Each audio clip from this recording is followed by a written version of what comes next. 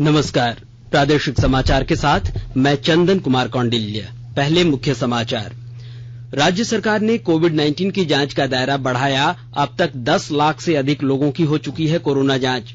केंद्रीय कोविड निरीक्षण दल 10 दिनों के दौरे पर झारखंड पहुंची। धनबाद, जमशेदपुर, पलामू समेत अन्य प्रभावित जिलों का करेगी निरीक्षण। टोरी रेलवे स्टेशन पर टाना भगतों का आंदोलन जारी। अब तक हुई सभी वार्ता विफल। और रामगढ़ से टीपीसी के 2 और चतरा से टीएसपीसी के 1 उग्रवादी को पुलिस ने किया गिरफ्तार। अब समाचार विस्तार से। राज्य सरकार ने कोविड-19 की जांच का दायरा बढ़ाया है। अब तक 10 लाख से अधिक लोगों की जांच हो चुकी है। वहीं झारखंड में कोरोना से संक्रमण की वजह से मृत्यु की दर में कमी आई है। राष्ट्रीय औसत के मुकाबले राज्य में मरीजों की मृत्यु दर आधी है। वहीं राष्ट्रीय मृत्यु दर जहां 1.85 है, वहीं राज्य में मृत्यु दर महज 0.95 है। राज्य में कोरोना से मरीजों की मौत की दर में कमी पिछले 4 दिनों में आई है। झारखंड में पिछले 24 घंटे के दौरान 1587 कोरोना पॉजिटिव मिले हैं। इसी के साथ राज्य में संक्रमितों की कुल संख्या बढ़कर 46,480 पहुंच गई है। इनमें 1,131 लोग स्वस्थ होकर घर जा चुके हैं और सक्रिय मामलों की संख्या 15,150 हो गई है। राज्य भर में कल 6 कोरोना संक्रमितों की मौत भी हो गई। इसी के साथ राज्य में कोरोना से मरने वालों की कुल संख्या बढ़कर 444 हो गई है। कल मिले नए संक्रमितों में रांची में 435, बोकारो में 135, चतरा में 12, देवघर में 32, धनबाद में 23, दुमका में 3, पूर्वी सिंहभूम में 328, गढ़वा में 8, गिरिडीह में 142, दुमका में 6, गुमला में 17, हजारीबाग में 105, सरायकेला में 81, रामगढ़ में 63 नए मरीज मिले हैं। अब तक कोरोना से कुल 30,886 लोग स्वस्थ होकर घर लौट चुके हैं। इधर देश में लगातार 2 दिन से 11,70,000 कोविड मामलों की जांच का रिकॉर्ड प्राप्त हुआ है। पिछले 5 महीने में कोरोना जांच क्षमता में महत्वपूर्ण बढ़ोतरी हुई है। 23 मार्च को कोविड परीक्षण करने वाली प्रयोगशालाओं की संख्या 160 थी, जो आज बढ़कर 1,631 हो गई है। इनमें से 1,025 प्रयोगशालाएं सरकारी हैं, जबकि 606 निजी हैं। संक्रमण की दर भी लगातार कम हो रही है और यह लगभग 8.5% हो गई है। राजस्थान, उत्तर प्रदेश, पंजाब और मध्य प्रदेश में यह दर अभी 5% से भी कम है। स्वास्थ्य मंत्रालय ने बताया कि अधिक संख्या में जांच होने से संक्रमण का जल्दी पता लगाने और संक्रमितों को क्वारंटीन करने में मदद मिली है, जिससे महामारी से मृत्यु की दर में भी कमी आई है। इधर कोरोना से निपटने को लेकर किए जा रहे प्रयासों की समीक्षा के लिए केंद्रीय टीम रांची पहुंच गई है। यह टीम रांची, जमशेदपुर तथा धनबाद में कोरोना से निपटने को लेकर किए जा रहे उपायों तथा मरीजों के उपचार की व्यवस्था का जायजा लेगी। यह टीम 10 दिनों तक इन जिलों में रहेगी।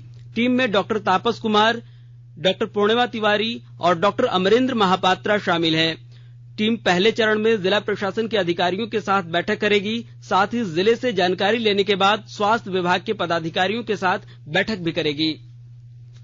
राष्ट्रपति रामनाथ कोविंद कल शिक्षक दिवस के मौके पर पहली बार 47 शिक्षकों को वर्चुअल माध्यम से राष्ट्रीय शिक्षक पुरस्कार प्रदान करेंगे। इस मौके पर केंद्रीय मानव संसाधन विकास मंत्री डॉक्टर रमेश पोखरियाल निशंक भी मौजूद रहेंगे। इस वर्ष झारखंड के 3 शिक्षकों को भी सम्मानित किया जाएगा।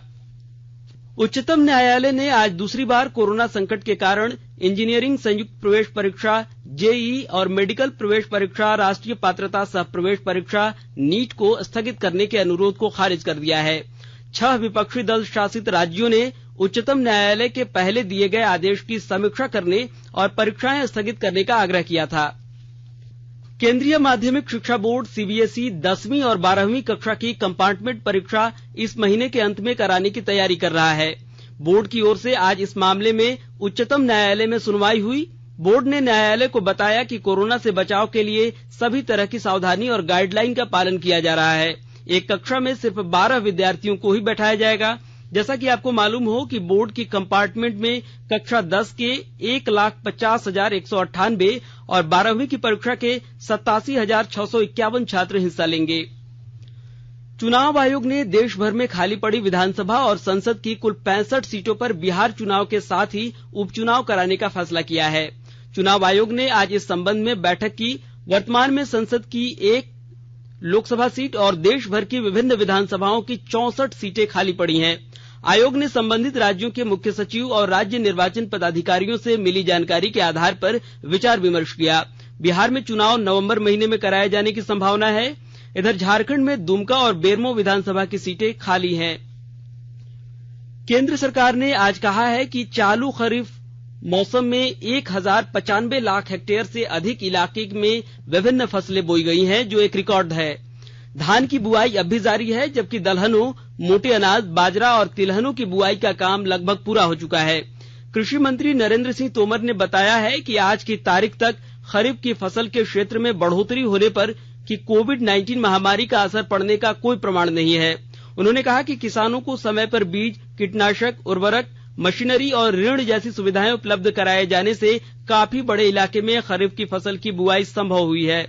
श्री तोमर ने कहा कि किसानों को इस बात का श्रेय दिया जाना चाहिए कि उन्होंने समय रहते नई टेक्नोलॉजी को अपनाया और सरकार द्वारा चलाई जा रही योजनाओं का फायदा उठाने के लिए आगे आए। कृषि मंत्रालय ने कहा कि धान की बुआई 396 लाख हेक्टेयर क्षेत्र में हुई है, जबकि पिछले साल इसी अवधि में 365 लाख हेक्टेयर पर धान की फसल बोई गई थी। इस साल दलहनों की खेती 136 लाख हेक्टेयर से अधिक क्षेत्र में हुई है, जबकि पिछले साल 130 लाख हेक्टेयर में दलहनी फसलें बोई गई थी। स्वास्थ्य और परिवार कल्याण मंत्रालय ने लोगों को सलाह दी है कि वे नोवल कोरोना वायरस से अपने को सुरक्षित रखने के लिए सभी बुनियादी और एहतियात उपायों का पालन करें और सामाजिक दूरी बनाए रखें। प्रस्तुत है एक रिपोर्ट। सरकार ने कहा है कि आवश्यक वस्तुओं की पर्याप्त आपूर्ति जारी है और लोगों को चिंता करने की कोई जरूरत नहीं है। लोगों को सलाह दी जाती है कि वे आवश्यक वस्तुओं और चिकित्सा सामानों की खरीदारी करते समय धैर्य रखें और शांत रहें। आवश्यक वस्तुओं को खरीदने के लिए बार बार बाहर निकलने से बचें। साथ ही लोगों से हाथ मिलाने और गले लगने से भी बचना चाहिए।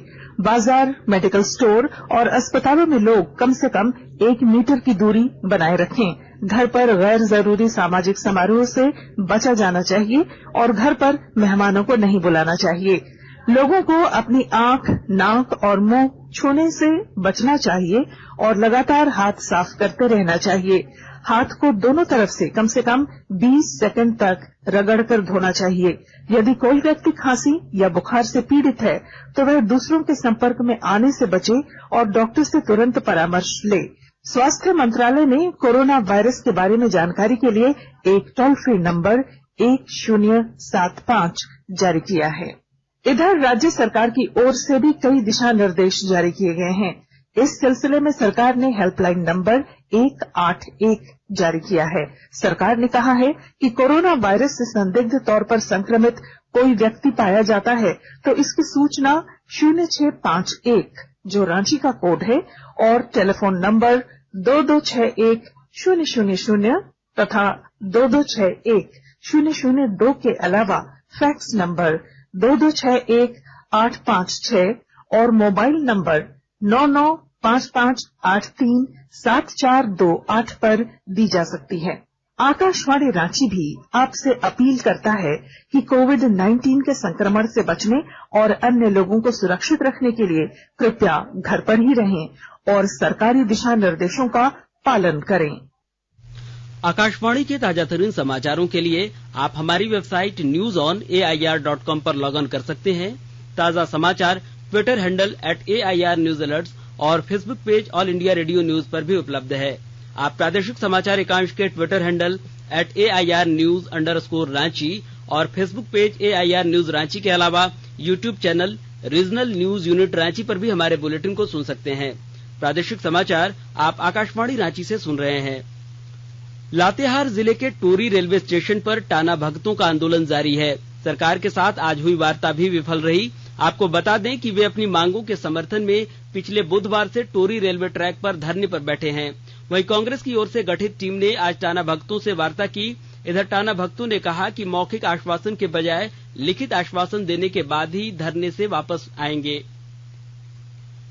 राज्य सरकार ने आज 7 भारतीय प्रशासनिक पदाधिकारियों का स्थानांतरण और पदस्थापन किया है।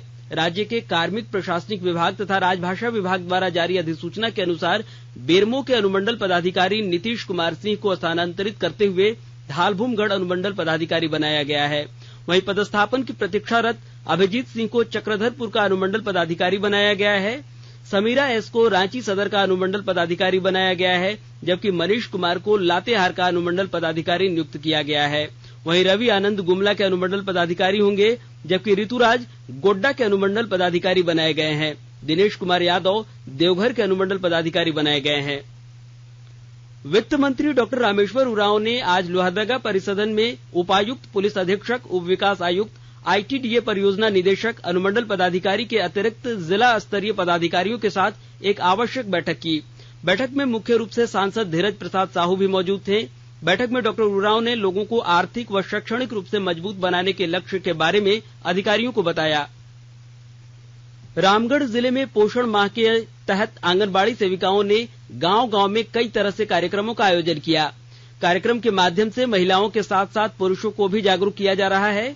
आंगनबाड़ी सेविकाओं ने गर्भवती महिलाओं के बेहतर देखभाल, साफ सफाई और अन्य स्वास्थ्य समस्याओं के समय लिए जाने वाले निर्णय के प्रति भी जागरूक किया। इधर सेविकाओं द्वारा कई स्थानों पर गोद भराई कार्यक्रम का आयोजन भी किया गया। लाभुक पतरातू प्रखंड के बुध बाजार की लाभुक ने बताया कि कोरोना काल में भी सेविकाओं द्वारा गोद भराई कार्यक्रम किया गया।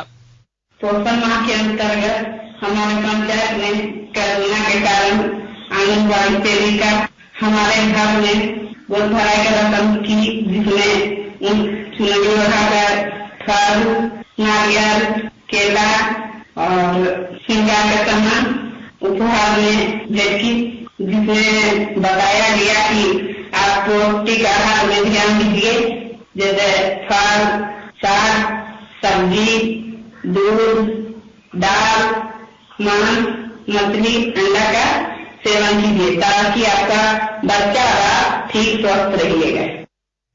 धनबाद पुलिस ने भाजपा नेता सतीश सिंह हत्याकांड मामले में एक व्यक्ति को गिरफ्तार किया है। पुलिस ने हत्याकांड से जुड़े अपराधियों के घर से हत्याकांड में इस्तेमाल की गई बंदूक के साथ अन्य हथियार भी बरामद किया है। धनबाद पुलिस ने बताया कि 19 अगस्त 2020 को बैंक मोड़ थाना अंतर्गत मटकुरिया मुख्य मार्ग पर भाजपा के केंदुआ मंडल उपाध्यक्ष सतीश कुमार की अज्ञात अपराधियों ने गोली मारकर हत्या कर दी थी। इस मामले में Dhanbad city SP R Ramkumar के नेतृत्व में एक एसआईटी का गठन किया गया था। रामगढ़ जिले में नौकरी, पुनर्वास और मुआवजा के लिए अनिश्चितकालीन धरना पर बैठे 25 गांव के सैकड़ों ग्रामीणों को पुलिस ने बीती रात बलपूर्वक धरने से हटा दिया। रामगढ़ जिले के पतरातू स्थित विस्थापित प्रभावित संघर्ष मोर्चा ने अपनी मांगों को लेकर धरना प्रदर्शन किया था। हजारीबाग एसीबी की टीम ने कोडरमा स्थित जयनगर थाना में पदस्थापित एएसआई को 15,000 रुपए रिश्वत लेते हुए गिरफ्तार किया है और उससे पूछताछ के लिए हजारीबाग ले जाया गया है। जानकारी के मुताबिक एक मामले में एएसआई निशाद अहमद शिकायतकर्ता को जेल भेजने की धमकी देते हुए पैसे की मांग कर रहे थे। इस मामले में मिली शिकायत के बाद एएसआई को रंगे हाथों पकड़ा गया। चतरा पुलिस ने आज लावालौंग थाना क्षेत्र के सुहावन चानी जंगल से टीएसपीसी के सब जोनल कमांडर अशोक गंजू को गिरफ्तार किया है। लावालौंग थाना के प्रभारी परमानंद मेहरा ने पत्रकारों को जानकारी देते हुए बताया कि पुलिस अधीक्षक को मिली गुप्त सूचना के आधार पर छापेमारी के दौरान अशोक गंजू को गिरफ्तार किया गया है। उन्होंने बताया कि इस पर चतरा और लातेहार जिले के विभिन्न थाना क्षेत्रों में कई नक्सली घटनाओं में संलिप्त होने का मामला दर्ज है। इधर रामगढ़ पुलिस ने टीपीसी उग्रवादी संगठन के लिए काम कर चुके 2 उग्रवादियों को गिरफ्तार किया है। गिरफ्तार उग्रवादियों पर व्यवसायी और संवेदकों से लेवी की मांग करने का आरोप है। रामगढ़ के पुलिस अधीक्षक प्रभात कुमार ने बताया कि गिरफ्तार दोनों लोग उग्रवादी समर्थक हैं। ये लोग टीपीसी में रह चुके हैं और टीपीसी में ही रहते हुए जेल जा चुका है। इसमें जो एक लड़का है वो आर्म्स एक्ट में भी जेल जा चुका है पहले से। और ये लोग अपने एक छोटा सा ग्रुप बना करके रंगदारी वसूलने और रंगदारी नहीं देने पर जान से मारने की धमकी देने का काम कर रहे थे। और अब संक्षिप्त खबरें। कांग्रेस छात्र संगठन एनएसयूआई की झारखंड कमेटी ने आज रांची स्थित जेईई मेंस की परीक्षा केंद्र में मास्क, सैनिटाइजर, ग्लव्स, पानी की बोतल, पेन एवं बिस्कुट बांटे। झारखंड प्रदेश कांग्रेस कमेटी के अध्यक्ष और वित्त मंत्री डॉक्टर रामेश्वर उरांव ने व्यवसायी अभय सिंह के निधन पर गहरा दुख व्यक्त किया है। कोडरमा के चंदवारा थाना क्षेत्र के करौंजिया गांव में पिछले शनिवार से लापता एक महिला का शव बरामद किया गया है। फिलहाल पुलिस मामले की छानबीन कर रही है। और अंत में मुख्य समाचार एक बार फिर। राज्य सरकार ने कोविड-19 की जांच का दायरा बढ़ाया। अब तक 10 लाख से अधिक लोगों की हो चुकी है कोरोना जांच। केंद्रीय कोविड निरीक्षण दल 10 दिनों के दौरे पर झारखंड पहुंची। धनबाद, जमशेदपुर, पलामू समेत अन्य प्रभावित जिलों का करेगी निरीक्षण। टोरी रेलवे स्टेशन पर टाना भगतों का आंदोलन जारी। अब तक हुई सभी वार्ता विफल। और रामगढ़ से टीपीसी के 2 और चतरा से टीएसपीसी के 1 उग्रवादी को पुलिस ने किया गिरफ्तार। इसके साथ ही आकाशवाणी रांची से प्रादेशिक समाचार का यह बुलेटिन समाप्त हुआ। नमस्कार।